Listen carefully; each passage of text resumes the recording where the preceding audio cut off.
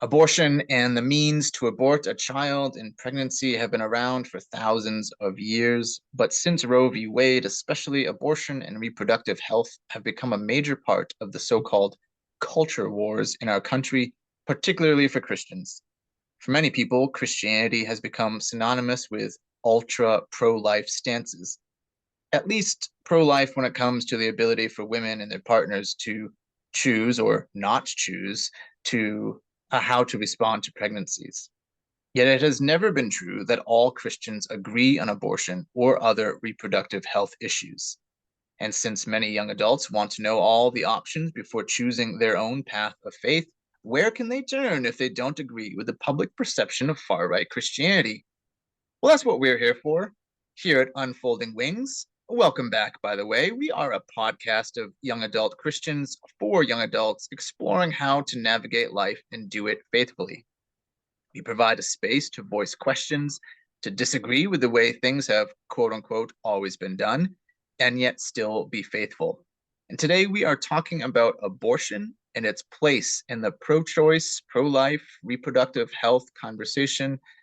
My name's John.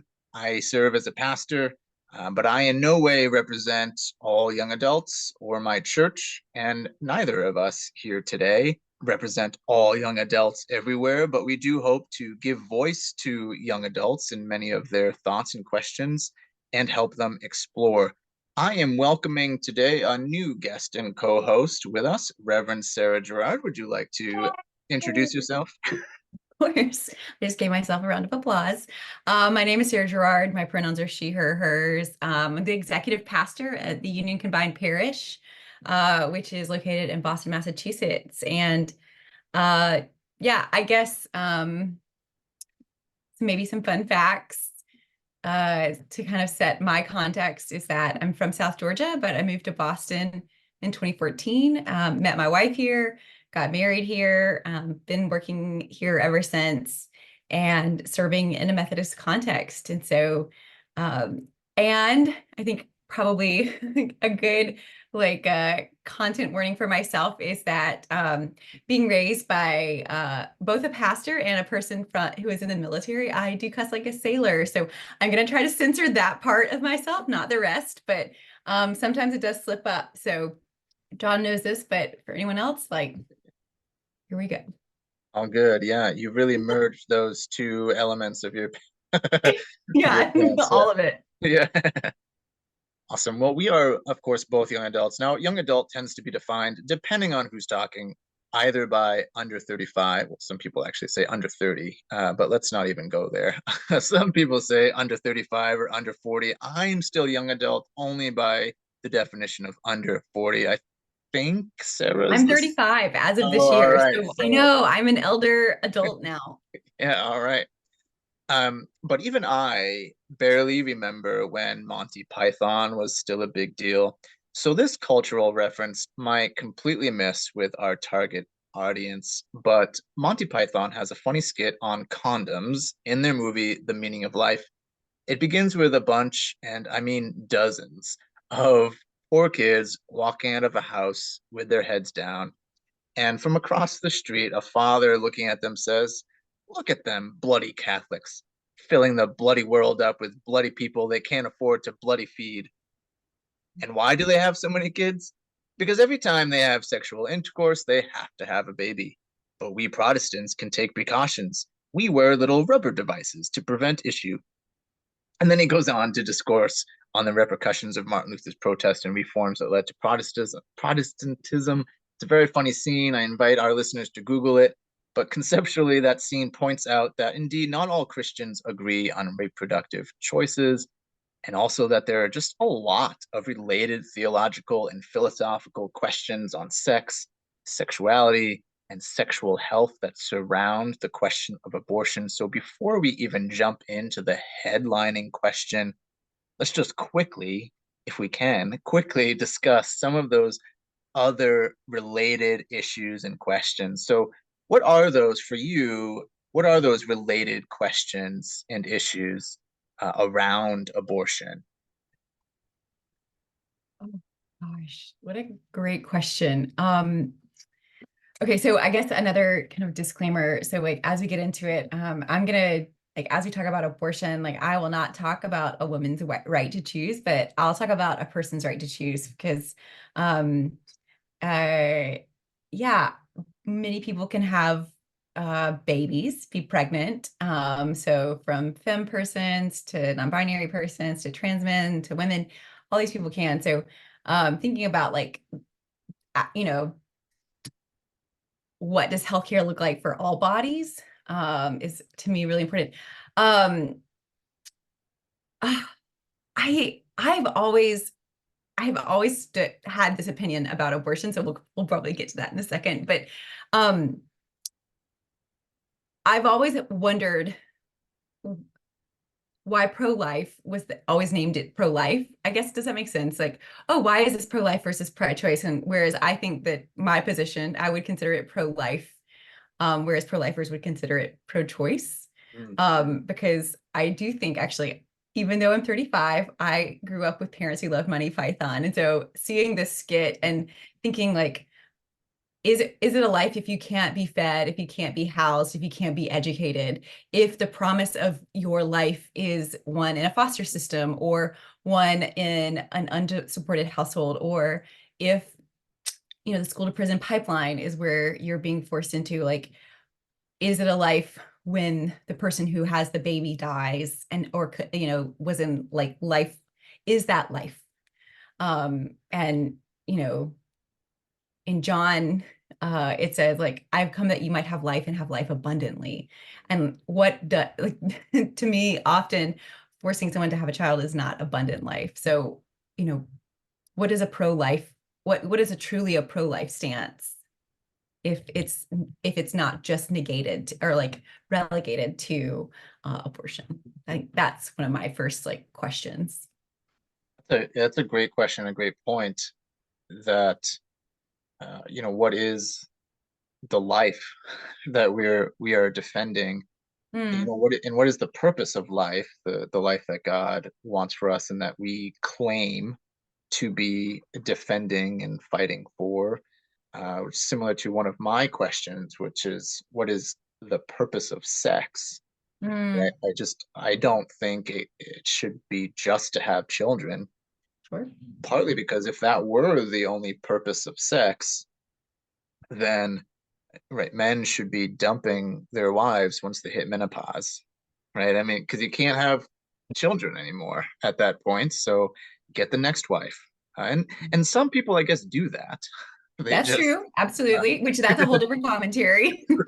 but not great. So, there has to be some other reason that God has given us these sexual organs and the sexual pleasure than just having kids all the time. Yeah. And so I guess those questions kind of go together.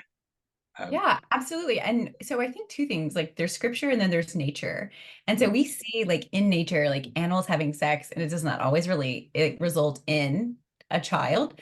It certainly can. They don't have like, contraceptive capacities that we do. But we also in nature see in hundreds of different species, like homosexual like relationships, which again, the point of that, like homosexual, like sexual relationships. And so when we see that, we're like, oh, that actually, the point of that is clearly not to have sex.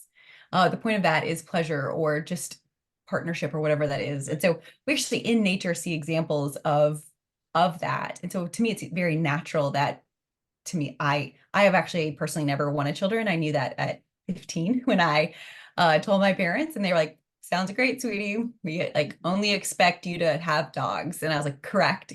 Please continue." And then I have fulfilled my end of the bargain. And they fulfilled theirs. They've never pressured me to give them grandchildren, which I appreciate. But I think there's a scriptural aspect of this as well. I mean, everyone's gonna be able to pick their own adventure in scripture and cherry pick, but I mean, Song of Solomon or Song of Songs is a love letter to a sexual partner, and often it kind of flip flops between voices. And we can, of course, try to say that it's about God and the church, and that is an interpretation for sure. But it really is a very erotic love letter to a partner, and it is not about bearing children. It is about celebrating the body that the person has been given, their partner's body. And what's interesting is like obviously the voice changes, so it's not just one singular person talking, but it seems to change voice to voice. And And I think we miss part of like the wonder of our bodies if we think that we are just meant to produce something. I think we're falling prey to kind of the capitalist machine that we produce labor, we produce children. That's false. Like you were beloved just as you are, whether you know, are a productive person, whether you have children. It also negates a person, let's say someone wants to have children but cannot, or something prevents them. It starts to dehumanize that person. If their worth is built around their capacity to bear children, and often I would say there's an instance like leaning towards, at least historically, male children, right. then what we're doing is not only misogynistic, but it actually undermines the imago Dei, like the image of God in each of us, to say that we are just here to breed and to do work. That seems actually, I feel like God is bigger than that. Yeah, and I was just about to make a crude joke, but Go for it. let's I I'll support save it. you. I'll save it for Okay. later. Okay. Um, but yeah, and the about the Song of Songs too is that amazingly that's the Song of Songs is called that because it's calling itself the best song, uh, and Mm, and yeah, we lots of people throughout the centuries have tried interpreting it only as about God or only as about the church and our relationship to Christ, even though it was written before Christ. yeah. But Minor detail. yeah, but it's very clearly, at least on the surface, and everything has can have under the surface interpretations, but on the surface, it's very clearly just eroticism, but not eroticism for the sake of eroticism. It's a love, that we have this romantic, erotic relationship, and that there's something special about that. And Yeah. um, I think it's a celebration of life and love. And I think most people like reading stories about, I mean, who doesn't love a good love story? And I mean, that is one of the most celebrated tropes of like of genres of all time. And so I love that the Bible, which is made up of so many different styles of, I mean, there's some weird stuff in the Bible. Um, and but it also includes one of my favorite genres, which is a romance. And one that seems to be really tender and wonderful and like deeply romantic, and erotic. yeah, yeah. So my wife and I had it sung at our wedding, Oh, because wow.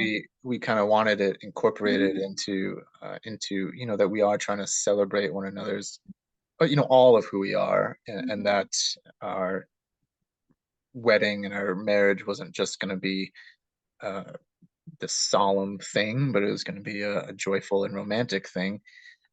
But her brother was the one singing it, so he had to. He didn't feel comfortable saying all the words. Sure. but, but anyway, there are lots of surrounding questions, and there are other questions we could have brought up, around abortion that I don't think we're always thinking of, but what we believe about these other things that are Mhm. around abortion will almost certainly influence what we believe and how we act on abortion. Or, I hate saying that word over and over again, but that's what's going to get people listening is just saying, "Hey, we're talking about abortion." So, um, but let's go on to the main event here, Sure. which and I think the first question about abortion itself is, well, when does life begin? Because Mhm. especially as I mentioned at the intro, uh, and as I'll say again later, there's been a lot of uh, developments Mhm. recently on abortion. And one of the major questions, at least for Christians, is, well, life begins at conception, but when does life begin? What are your thoughts? Yeah, I think that I think there isn't a right answer here. And so this is like, of course, I'm gonna like equivocate on our first answer. Um, so I've never had a kid, right? I've never been pregnant. And I will say if I had been pregnant, I would have gotten an abortion. So like let's be clear, like that's how much I don't want children, is that like absolutely if my like multiple layers of protection to prevent abortion, like to prevent pregnancy had failed, that would have been my last alternative. So I think it's important to like that's very clearly where I stand. Um but I know people who have been pregnant and many persons who have wanted a child and miscarried. And the grief associated to Yeah, that is not a grief of a life that was not lived.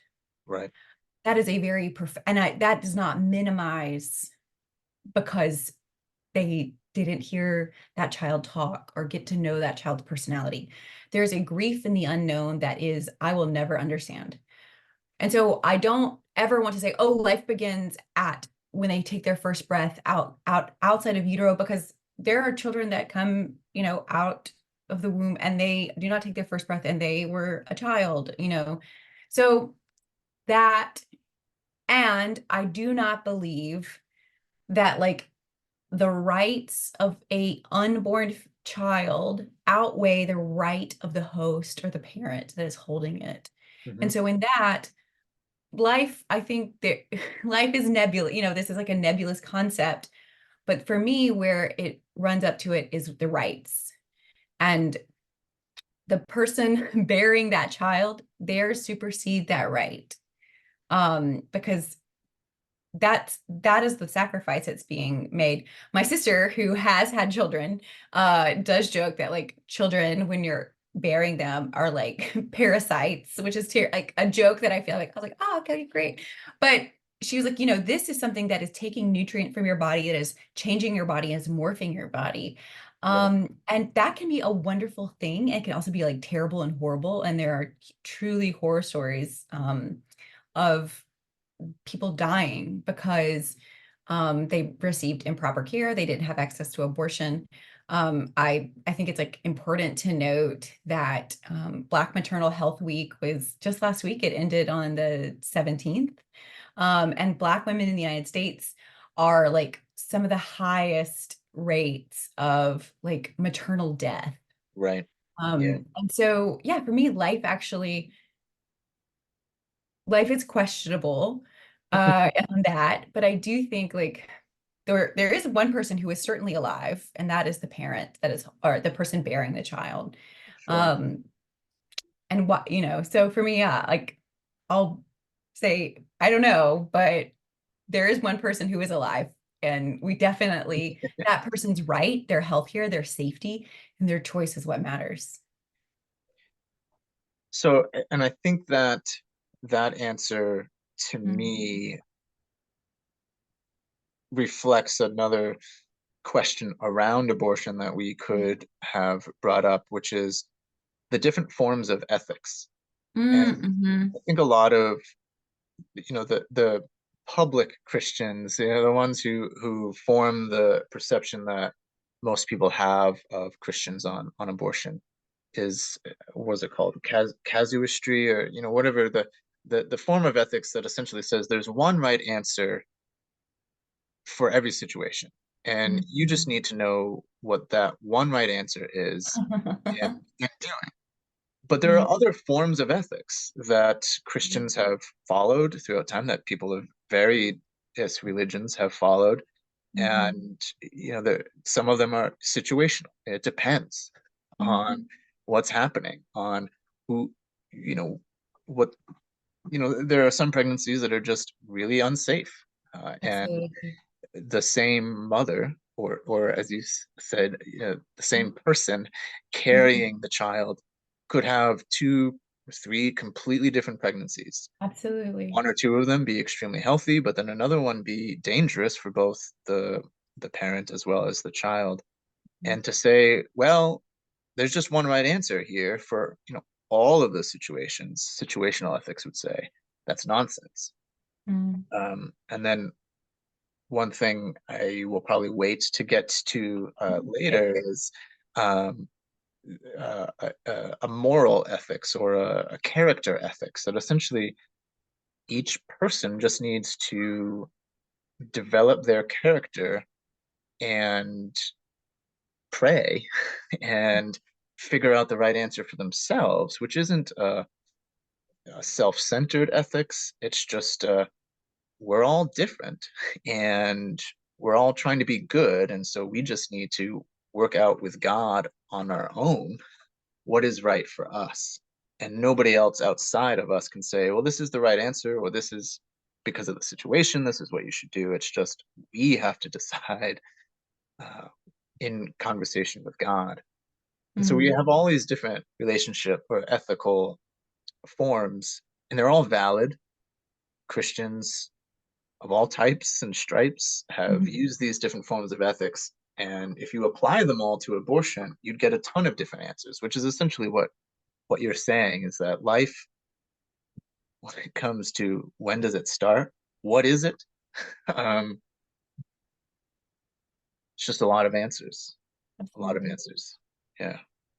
I want to point out as well, just because I love rabbinic literature in general, but Mhm. most rabbis throughout the centuries, not just now, but throughout the centuries, have said that life actually begins at first breath, Mhm. uh, which is actually what the book of Genesis says.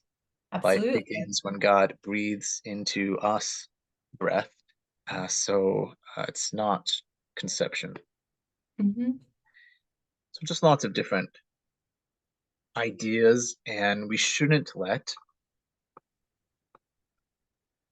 I mean, I guess I agree. I don't think that we can say life doesn't begin at conception, but we shouldn't say that that's the only valid idea for anybody, but especially including Christians. It's not the only Yeah, valid. I mean, the Bible was like written by a lot of people over a very long period of time. So it's not surprising that even in Christians' holy texts, there are different different answers. There's different things to different questions. And so there are different opinions because it wasn't like there was a single author writing everything. And even I think it's really important to note that even if a single author, when single authors did write corpuses, we see our own theologians through the ages, if they'd started doing systematic theology, often they change their mind.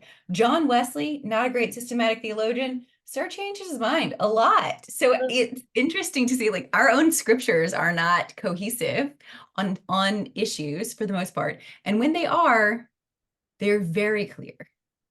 But on a lot of these things, there's there's going to be argument, there's going to be fodder for many sides. So I think that it's worth saying like it's a broad understanding of like what life means. But for me, we can go back to the moral ethics for sure later because that for me is very clear. Yeah, and I just have to say, I'm glad that we're not visible right now because I got off. The cat.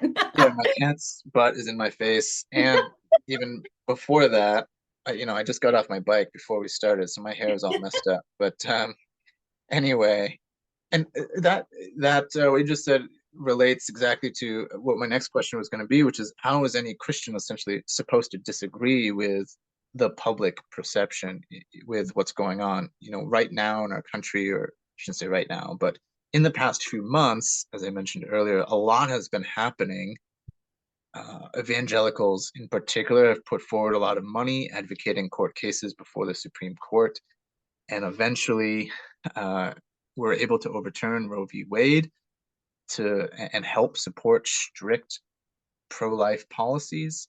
Mhm. And one result of overturning Roe v. Wade, obviously, as we know now, was making it much harder to access abortion in most states.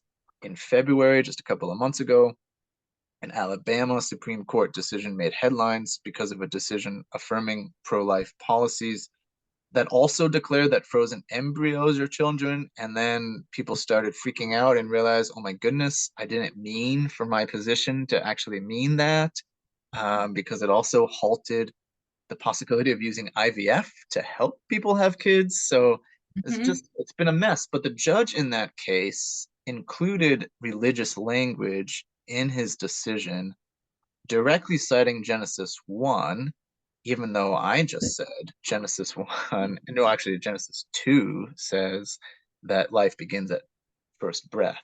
But he cited Genesis 1 and the concept that all are created in the image of God. And it seemed to me like most Christians said, well, yeah, obviously.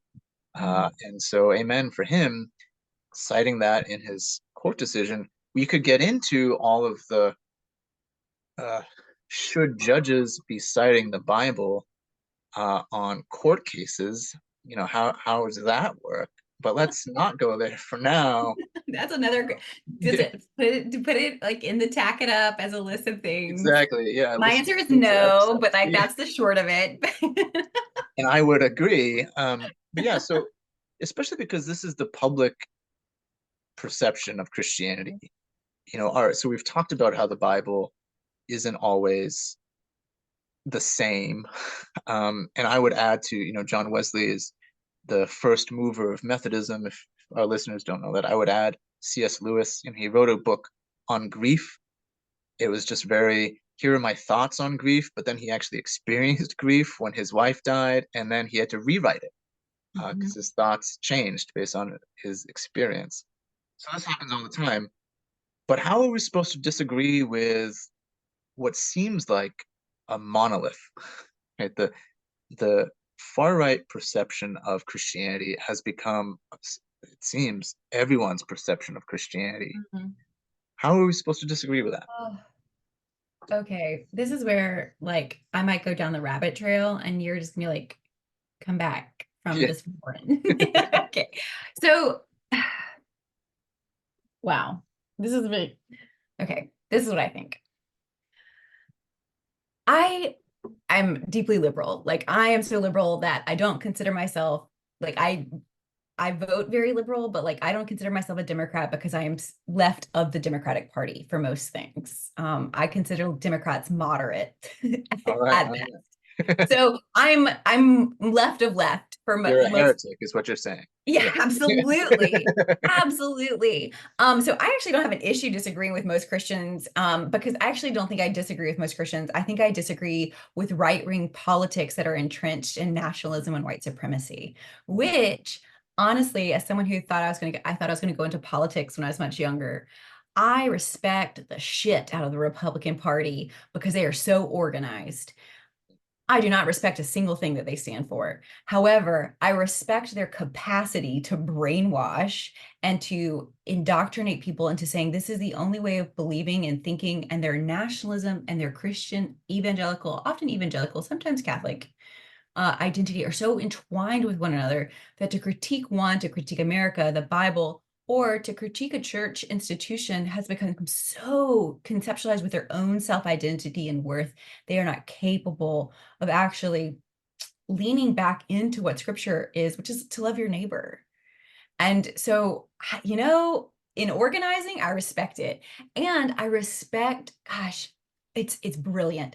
I mean, Reagan did a number on the United States and like not like, oh, it was just Reagan. Like, no, actually like there was generations of people who have funded, who have methodically thought out how to tackle issues in the United States, at the political, like from the local to the national level, and started undermining things. And we see like there are tactics that are used, and it fascinates me because the left is not organized.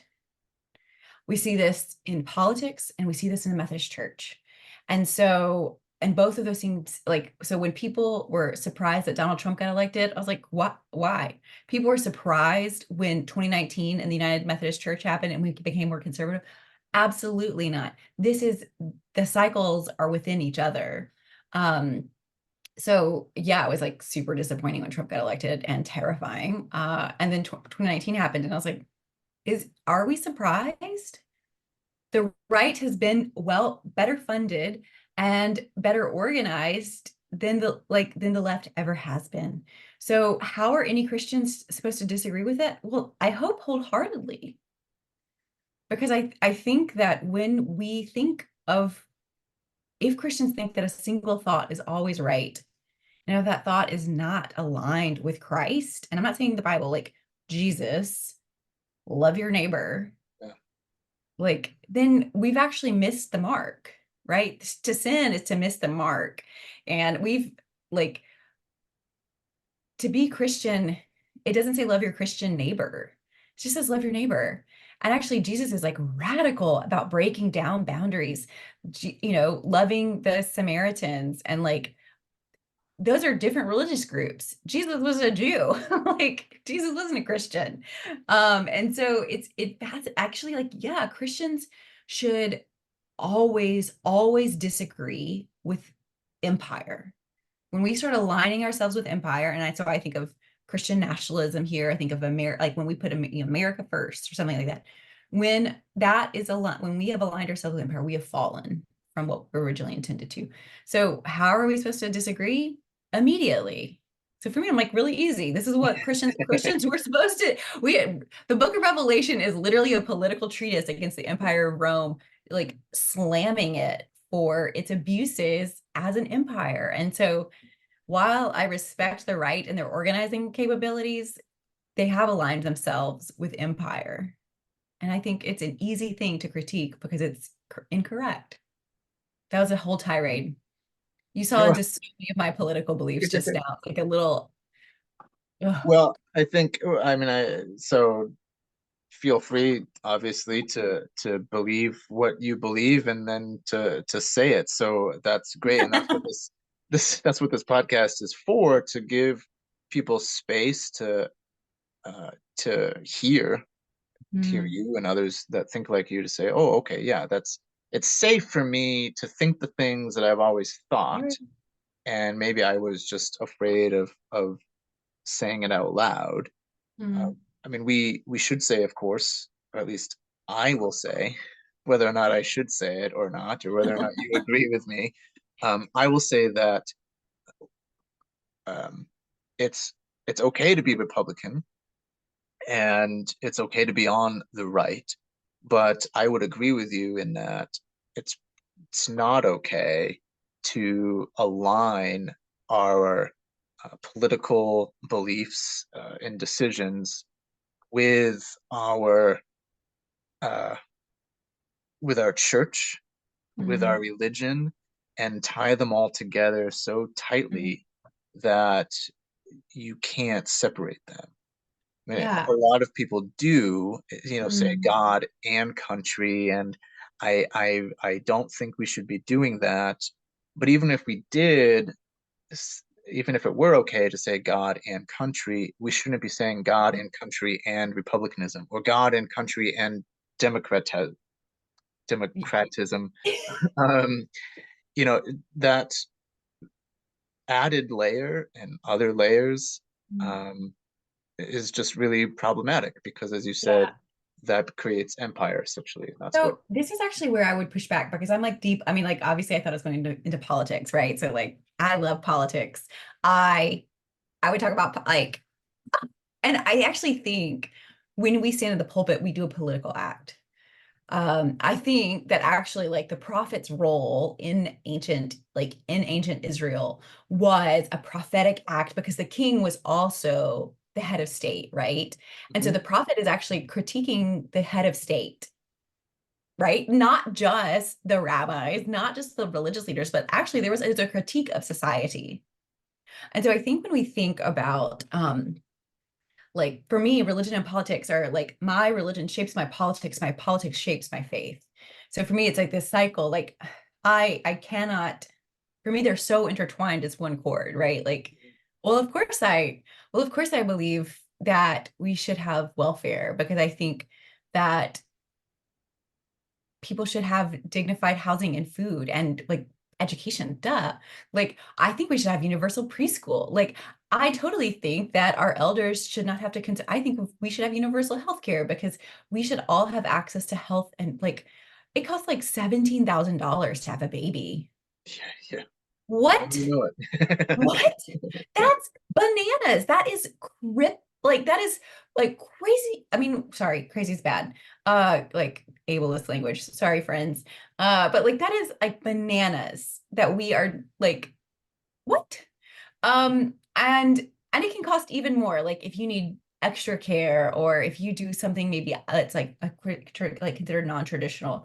So yeah, I actually, my faith and like society, like, for me, it's not God and country, but it's like God and community. And so when I think about my religion, it's or my political aspect, it is not nationalism that I'm thinking of, but how like I have been called to shape my community. And I think the community is quite broad, right? We can think of beloved community, we can think of the kingdom of God as community. But like when I think of community, I don't think of country because I really struggle with like all forms of nationalism because I find them to be toxic and xenophobic and to be, so much of the like Hebrew Bibles and Hebrew texts talk about, welcoming the outsider, welcoming the immigrant and the orphan and the widow. And our country is actively making orphans and widows in other countries right now. And so I'm just like, gosh, like what have we been, what are like, why are we pursuing weapons of war and not like solutions of peace and equity? And so, yeah, I mean, like, I actually think that the role of the preacher, and so when people are like, oh, there shouldn't be politics in the pulpit, I'm like, how dare you? Like, Jesus was political.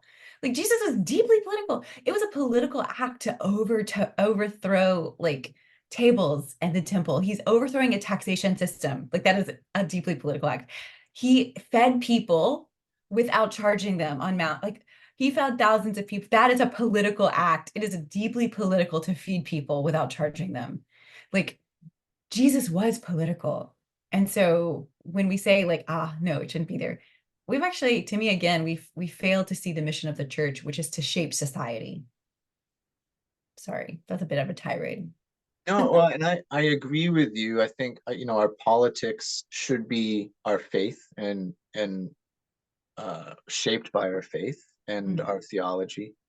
I think the danger is for me is saying, well, if we're going to have politics shaped by faith, that it has to then look like this Hmm. political party, and Sure. we need this political party to be in total control because they're the ones who reflect Christianity.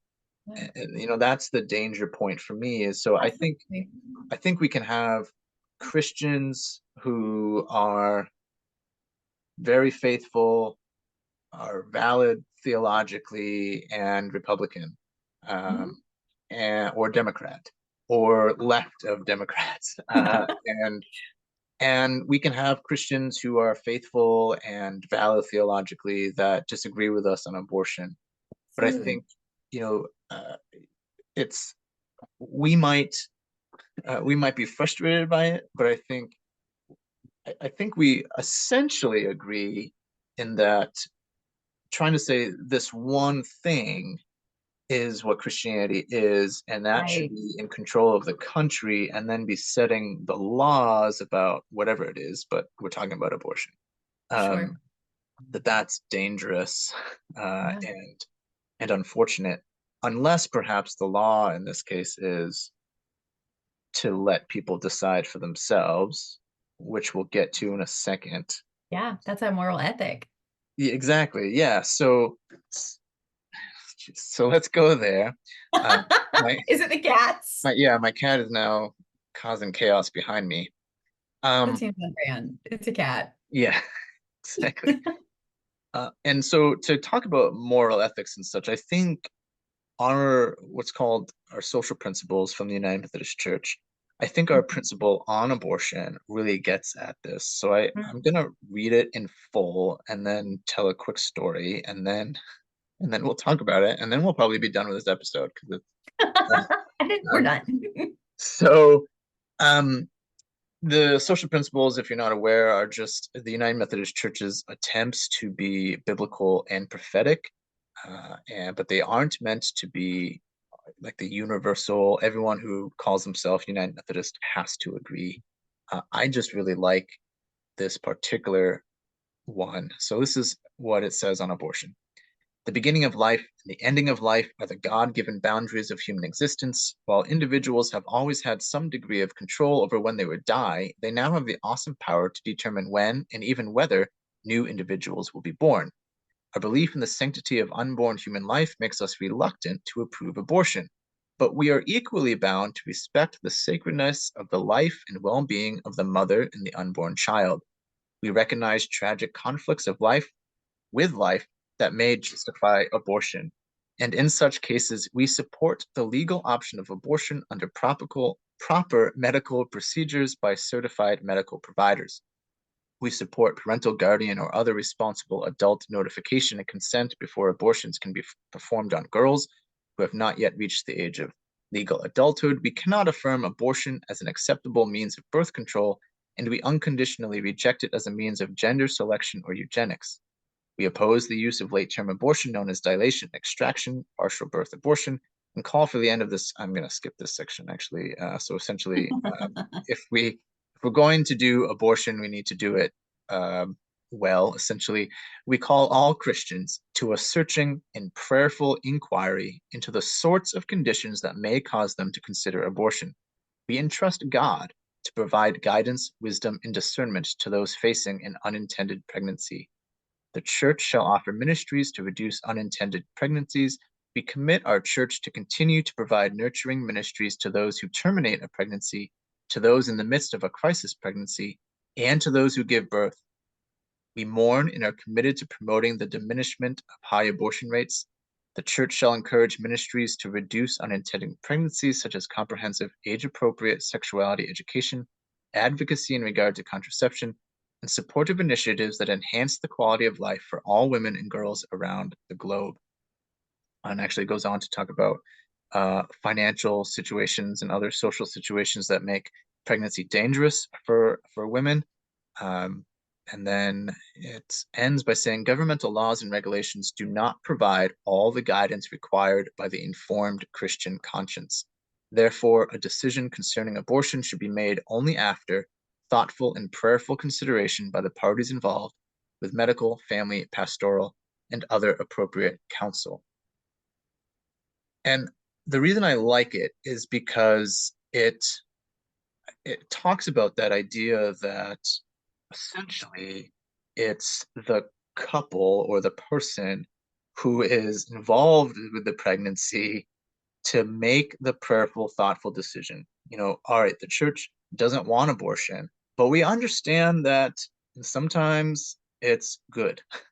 In some situations, it's all right. And we can't decide that for you. And the government and the laws can't decide that for you. You need to decide for yourself. My wife and I, when she was pregnant with our second child, I played a very small part in it. But when she was pregnant with our second child, we decided that was it, that we were going to be done. But because we knew ourselves, we knew that if we did, if she did get pregnant with a third child, we would probably have had that child. We probably would not have had an abortion. We also know, though, that we can't make up that decision for ourselves ahead of time. We wanted more than two kids. We were both thinking we were going to have more than two kids, and it was just when she was pregnant with the second one, it was like, whoa, this is more than we were thinking. And I like this idea of you need to be praying about it and searching for God's wisdom and guidance, and that's the ethics. That's what informs the decision: is how is God guiding you? And the wraparound service component as well, that we're going to provide, the church is going to provide care to everyone, like wherever you are in the journey, whether you've had an abortion, whether you chose not to have an abortion, in your pregnancy, after you've given birth, because it's Mhm. not just, hey, let's make sure you do the right thing according to the church. It's this is life. And people deserve, as you were saying earlier, people deserve to have life abundantly. So let's not just say, here's a position and better do it. So I really appreciate this form of, thoughtful and prayerful inquiry, and we're not gonna actually decide for you as a church. Yeah. But I think it's a good, like, it's a good spot for a lot of places, people, right? It gives them the autonomy and self-determination. And I think, for me, I would not have needed a lot of prayer. Like, I mean, like, nope. yeah, Don't, like, I've already done the thinking. I know that I am not called to have children. Like, and I think actually more people should, like, I think it's actually, I had to undo a lot of the Southern growing up, get married young, have babies, white picket fence. Like, that actually is not what I'm called to. And I think there is actually there's a shaming of a lot, I think a lot of women, and people who can have babies as well, that is what they are supposed to do. That is the path they are trod, that they are breeders. And actually, like, I really push against any language that defines me in my relationship to another person. Does it, if that makes sense? Like, oh, I'm a daughter. I am a right, daughter right. and I'm with Sarah. And so, but I see this so often with parents. Um, Gender doesn't matter, but like, they are the parent of this child. And it's like, actually, like, that is a whole human being that is the parent. Like, Yeah, they are much more than their role to this other child, to this child. Um, I think the issue and or the interesting thing about a moral ethic is that moral ethic does not then allow you to impart that on other people. right. And so at the end of the day, a moral, people can be, pro-life all they want, but a moral ethic means that you don't get to put that on other people. If you don't want to have abortion, don't have an abortion. Like, I'm not making you have abortions, like, but to be true, like, have a moral ethic, then you cannot impose your ethic on someone else. Like, that's just how that is just how the cookie crumbles, folks. And so, I have blue hair.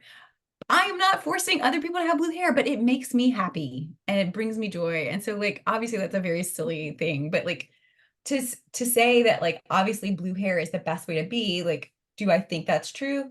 Maybe not, but I definitely love it. And so, but I think, like, when we actually think about it, is an individual's choice, is an individual's choice to use. I have, going back to that judge in Alabama, like, dang, I bet no one in the right saw that coming full circle, because I think after a while, like, if you start leaning too far to the left, you kind of circle back around.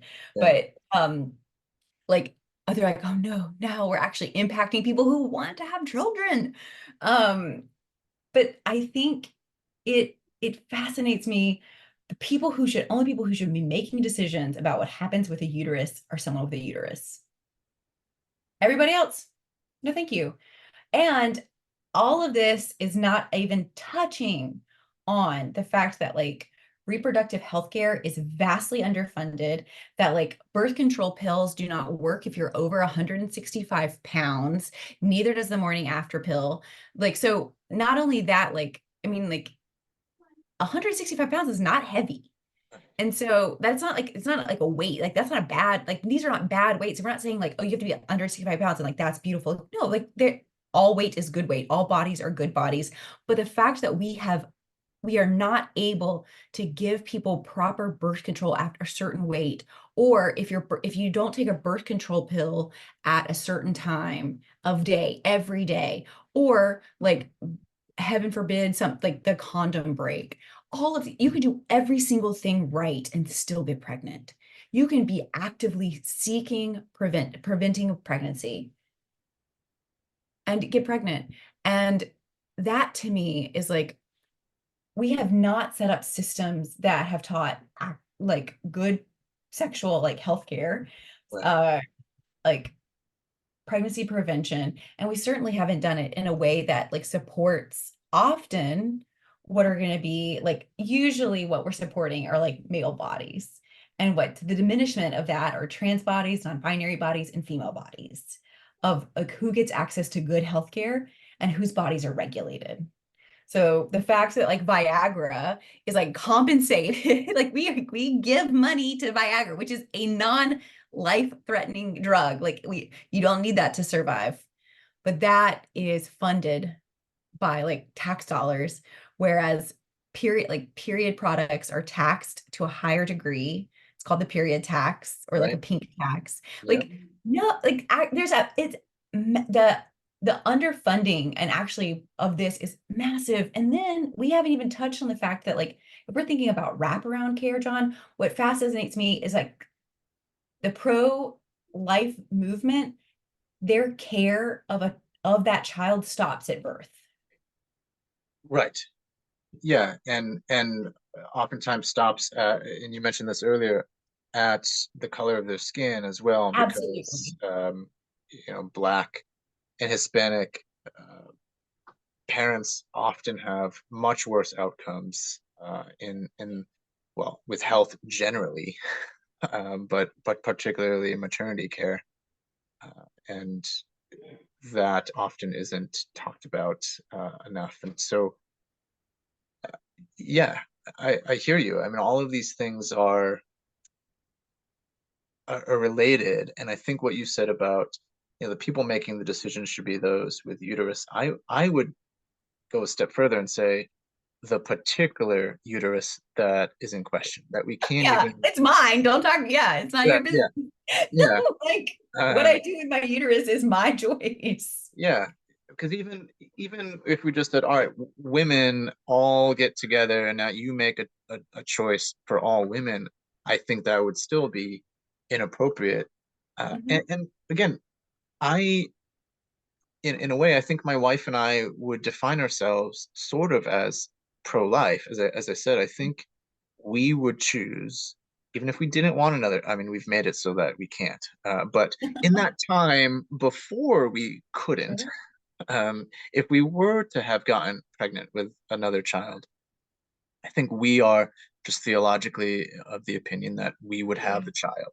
And that's but And like, you make that with no pressure. Well, there's pressure, financial pressure, sure, but right, that is y'all were free to make that choice, right? right, exactly. Yeah, and that's the And thing is, there's kids in Florida that are not out of high school that are having children, forced to have babies. And I'm like, out of what, rape, out of incest, like these. And I don't like, I think, I mean, I know that some people are like, well, accept, I mean, and this is where the social principles and I disagree. Like, I think there's freedom of choice. Like, as you said, like we should have freedom of choice to choose our, choose your own adventure.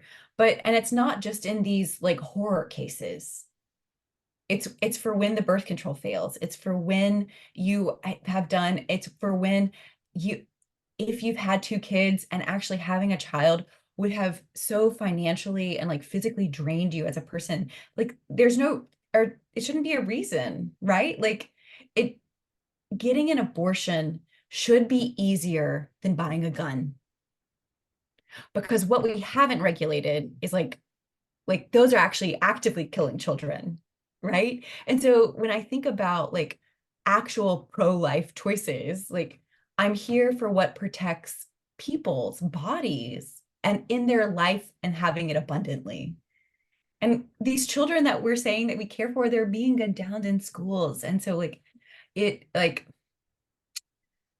it feels reductive to me to say like I totally agree. Like, yeah, I think you and your wife are both pro-life and pro-choice, right? Like you're like we choose this for ourselves and we're not saying you can't do what you want to do, right. which to me is that's the like a moral freedom that we should all have. And I think so. If I could say what I hope people get out of this episode, Yeah. it's that, and Mhm. that, all right, where Christianity is not a monolithic thing, even though it is often portrayed that way, even though we often feel that way. I think young adults, especially that I've talked to anyway, who aren't part of the church, it's, well, the church believes this, Mhm. and I always want to say, no, like I don't believe that. That's just Uh, so and so in the yeah, Sunday school room. yeah. Um, but I want people to know as they are trying to find their own faithful path in life and uh, make their own decisions on how to faithfully make reproductive health choices. It's Mhm. that the church and Christians and just people generally can believe what they feel called to believe after prayerful and theological uh, discernment, but and then live accordingly for yourself, but don't require other people, especially non-Christians, but even including other Christians, don't require other people to agree with the prayerful and theological discernment that you have done. We all have our own roles, and I think part of that is believing different things. And as you said on our episode on marriage, we talked about this, that not everyone is called to be a parent. Not everyone is called to be married in the first place, right? So um, some of us are. Those of us who are gifted and called to be married should look for a partner, but those who aren't shouldn't. And those who are called and gifted to be a parent should try. But those who are not called and gifted in that way, they're not inferior in any way, but Absolutely not. I'm a great queer aunt. I'm yeah, fantastic at it. yeah. And my cousins are they're getting married this summer. I'm really looking forward to it. And they are, yeah, fantastic cousins and aunts to Hmm. all the kids. Hmm. And it's great having them around. But I think part of our role is, living according to what God has said is right for us. Yeah. And then accepting and trusting that other people have also done that prayer work and that they are living in the way that God has given We can to only them to hope. live. Yeah. Yeah. And so you and I, we don't agree on everything. We are not right wingers. But even so, Spoiler alert. yeah, I hope we're not gonna say to someone else, that's just wrong if it's valid. I think we'll be able to say, here's why I think you're wrong. Um, You but might be nicer than I am. So, I am nicer than you I are. mean, that's not hard though. But like, I mean, like there are people that so I think where I will say someone is wrong There, is yeah, they're, and this is so interesting, right? Because it's about life. Um, when their opinion starts harming the life and the livelihood and the justice of another. I'm like, right. no, that's wrong. Yeah, And not to say they're wrong, but how they are imparting their opinion, their theology. That when we have a whole do no harm, and so when we start harming people, then I'm like, oh, that's wrong. So this is where I'd be like, no. So yeah, I think it's also kind of saying the same thing. Like, we'll be right, nice about it, but feel like, right. Agreed. And right, I no, totally agree. I think that someone can say they're pro-life, that they wouldn't get an abortion. We say, okay, fine. But if great, they start saying I'm pro-life and therefore I'm going to require everyone else to never have an abortion, right. that's where. And like, let's sum this up in the sense that saying that abortions are illegal will not stop abortions. It will stop medically safe abortions. Right, because as I said at the beginning, they've been around for They centuries. Abortions have. People have been practicing abortions for much longer. Like there have been like from invasive medical to taking certain like plants and things like this. Like there have been abortion practices, as I would assume, as long as people realize that having sex resulted in children. Um, and so when we understand that, I think it's our moral duty, our a moral ethic to say, okay, well then how do we provide good health care in that? Mhm. Yeah, I get absolutely. so worked up about it. Yeah. No, and I thank you very much for sharing all your, and now you probably can hear my kids in the background. This is a very professional outfit that we have going on here. But uh, Absolutely. Well, I think it's honest. I yeah, mean, that's true. Yeah, life happens. Um, absolutely. and that's kind of what we're getting at. But I really appreciate your viewpoints because what we want, as I said before, and if we have any committed listeners to this podcast, which I really hope we do, but if we have any, you've heard me say this before, that again, what we're really trying to do is give voice to a variety of Hmm. ways of living and theologies that are valid, that are still faithful. Um, so many young adults have said to me, and that I continue to hear, not just to me, but in newspaper articles that I read, essentially saying, "Well, I've only ever heard from the church that this is wrong and sinful, like abortion is wrong and sinful. Hmm. So I have to either believe that abortion is wrong and sinful, or leave the church." Right. And those aren't the only choices. Right. So Actually, Christ's gospel is rooted in liberation, right? It shouldn't be one of exclusion.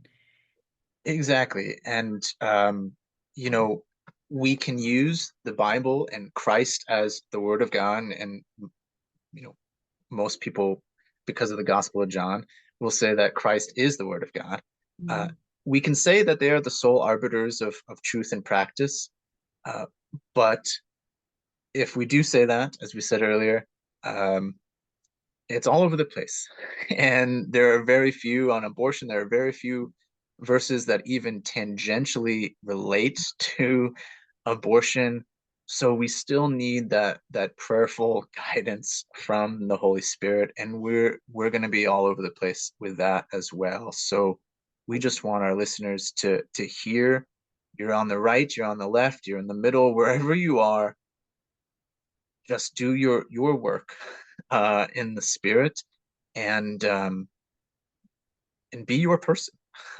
Make decisions that are right for you. Am I?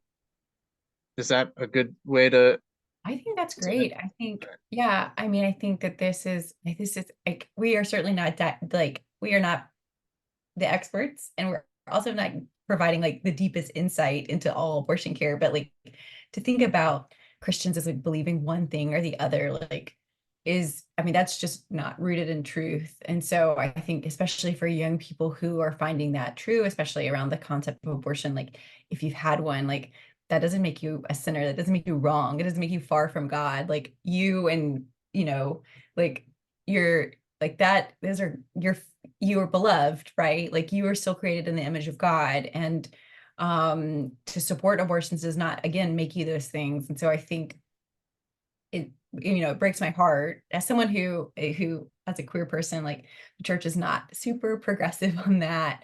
And so have, faced plenty of the times where the church is like, oh, you're not welcome. And I'm like, well, actually, I know that that's not the church, right? Like those are some people in the church, but like that's not Christ. That for me is really important. And this is really hard for me to say, but like, and there are people who are going to disagree with that. And I have to believe that those are also children of God, right? Like that, and that's hard. So, like talk about pray for those who persecute you. And that becomes very real when it's your personhood that's being attacked. But still beloved by God and still going to pray for them and like love them into freedom. Yeah, yeah, and which is one of the reasons why I love having different voices on the show, if I can call it a show, because I can pass as a white male. I Mhm. am half Puerto Rican, but hardly, if I didn't tell people that, they would never know. So it's much easier for me to say and believe stuff Sure. than many other people. So Mhm. I appreciate that.